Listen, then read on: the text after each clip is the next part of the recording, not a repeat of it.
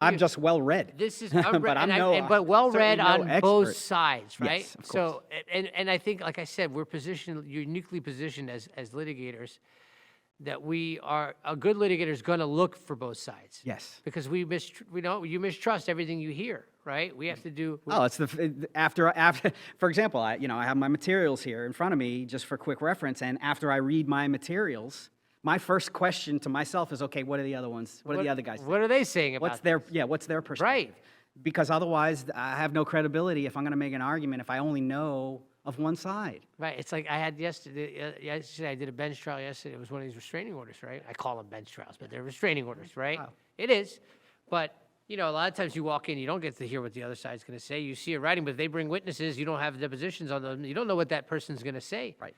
So I say to my client, listen, I have no idea how to prepare for that cross-exam because I'm just hearing your version of the events. And yeah, I have our argument sound, right? Yeah. But until I hear that other side, we're conditioned to look for that. I do it all the time. I ask my clients. We get to take the deposition, right? Let me hear what they're going to say here. And I do that. I say with my clients, I'm alone in the room with them, and I say, hey, listen, I need to hear all the... Right. I say, pretend you're her. Right.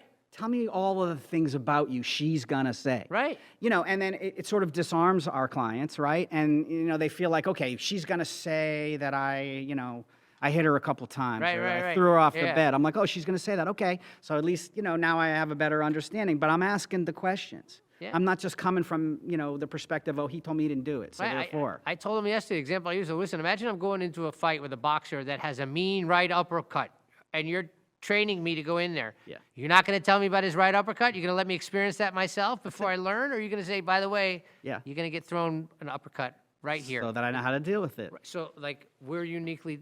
But this guy and these people there's an agenda, and the agenda might be likes, it might be publicity, and I say this stuff, because if you say pro-Palestine stuff, you're going to get a lot more views. Right. We got trashed on our podcast. I love it. If you read some of the comments, oh, for sure. Some of the comments, they just give it away. You know what's great? I left them too. Yep.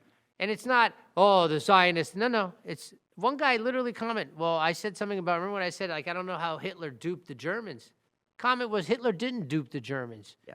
He called the Jews out for what they are. That's your comment. Just put that out there. That way Right. everybody can see what this is about.